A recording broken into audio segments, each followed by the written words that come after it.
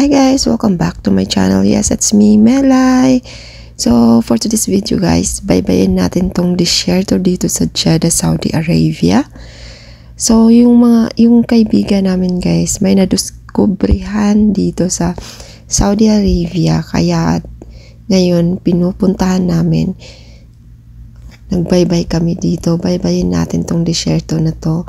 Napakalayo sa lugar na to dito sa Jeddah.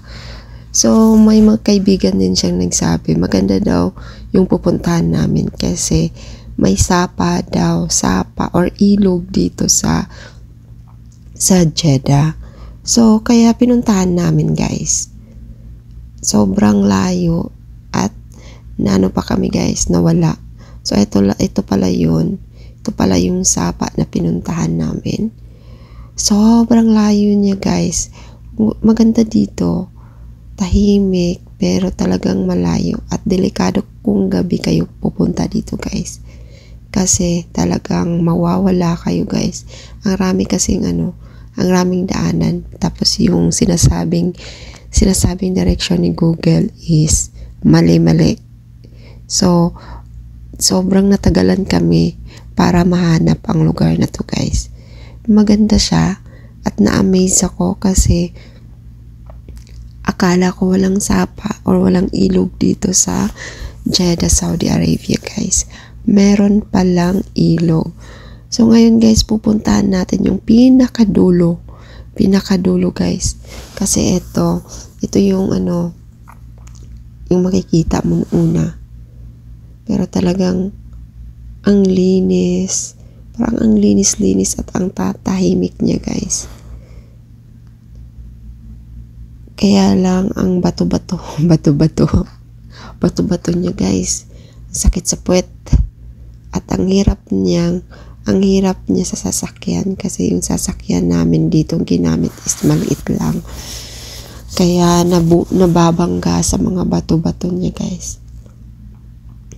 So ayan, nakikita na namin, nandito na kami almost sa pinakadulo. May mga nagpipiknik din dito guys na mga ibang lahi, mga Saudian din. So yan guys, so ang ganda ng ilog. Ang ganda ng ilog guys, ayan. Sinasadya talaga niya. Ang ganda, ang linaw ng ilog guys. Yan, may mga batang naglalaro dito guys. Ang ganda niya, ang linaw ng ilog, ang sarap maligo dito. Pero yeah guys, ito pala yung pinuntahan namin na ilog dito sa Saudi Arabia, sa Jeddah guys. So ayan, ang ganda niya, ang ganda ng paligid. Kaya lang talaga, napakalayong lugar na to at hindi siya madaling tuntunin guys. Ayan. So bumaba na yung kasama ko.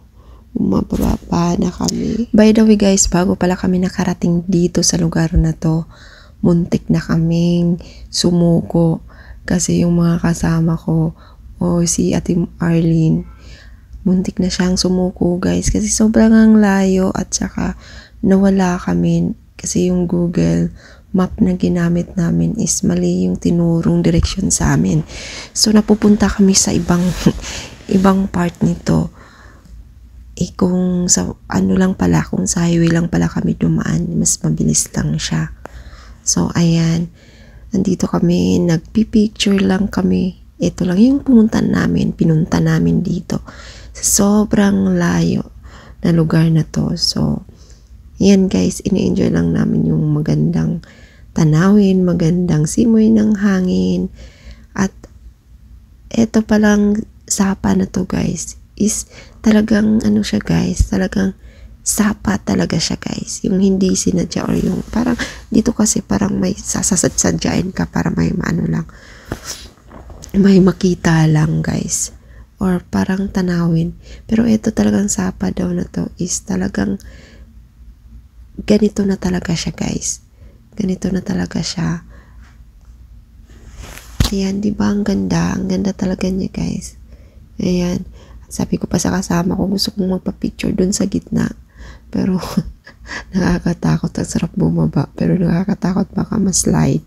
Nako.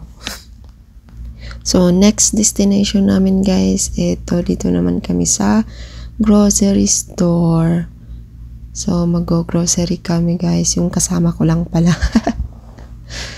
So, itong ganap ng day off namin guys. Lakad lang ng lakad kung saan kami pwedeng pumunta or ano yung maisipan naming puntahan. So, ngayon, nagyaya yung kasama namin na pumunta sa grocery store. So, ganito pala yung groceryhan dito sa Saudi Arabia, guys. Andito kami ngayon sa Lulu Supermarket dito sa Saudi Arabia, sa Jeddah, guys. Ayan, naglalakad na ang atin nyo. Pumasok na tayo, guys. Andito na tayo sa loob. Ayan. Maghahanap tayo. Titingnan natin yung mga chocolates dito, guys. Kung mura lang. Kasi nga, malapit na uwian ko. Uuwi na ako next week.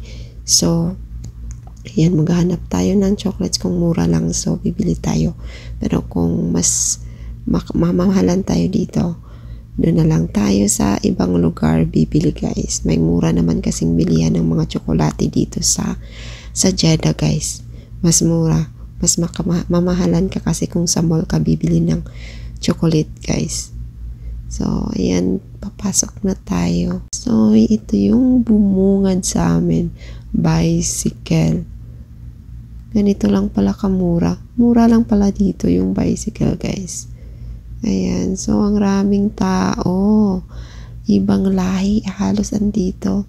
Kasi itong lugar na to, guys, is yung parang malapit kami dun sa lugar ng mga liblib. Sa liblib, guys. Kaya ganito yung usually makikita. Wala masyadong Pilipino dito na nag-grocery kasi itong part na Lulu na to is yung parang mas malapit dun sa mga guys, mas malapit dun sa mga tinatrabahoan ng mga lalaki or yung paggawaan ng mga building, yun guys. So, kaya yun, maraming mga lalaking ibang lahi dito. So, ayan yung mga chocolate, guys. Ang mahal pala dito. Ang mahal pero ang rami. Sarap kumuha sana. Pero sige lang, doon tayo bibili sa Sarawat or sa Balad, guys. So, ayan, ikot-ikot lang tayo.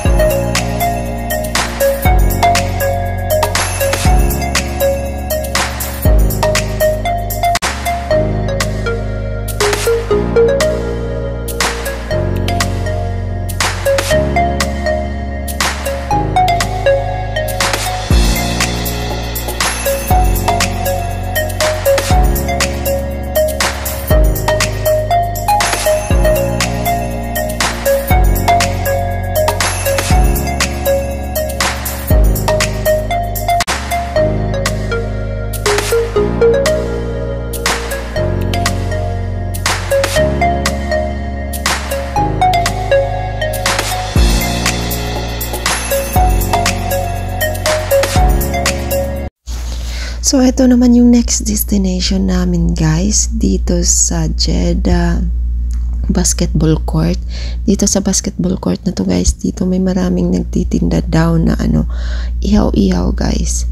Like barbecue, street foods ng mga Pilipino guys. So kaya pumunta kami dito, napakarami ng tao.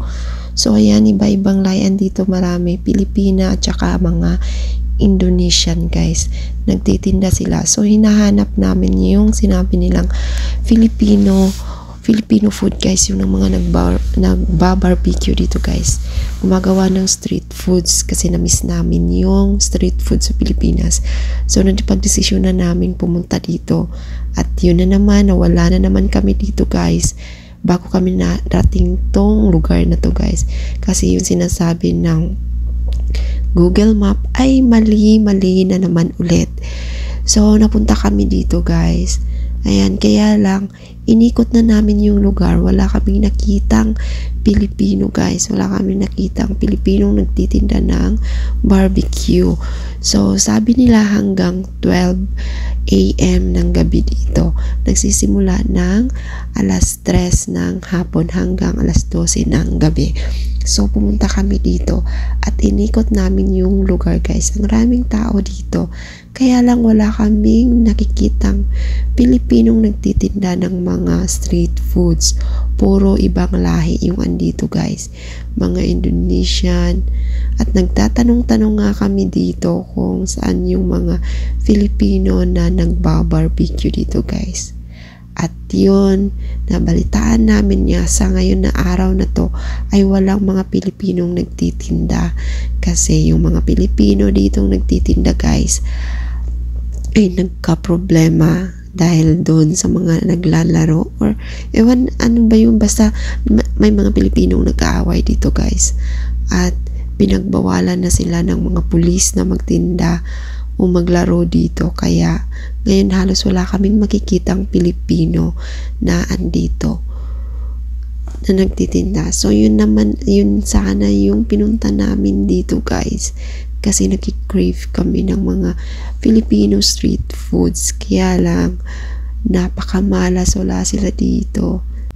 So hanggang dito na lang guys muna. So thank you for watching. Don't forget to like, subscribe, and hit na din yung bell notification dyan sa baba guys, para updated kayo sa mga videos ko pang gagawin guys. Bye bye!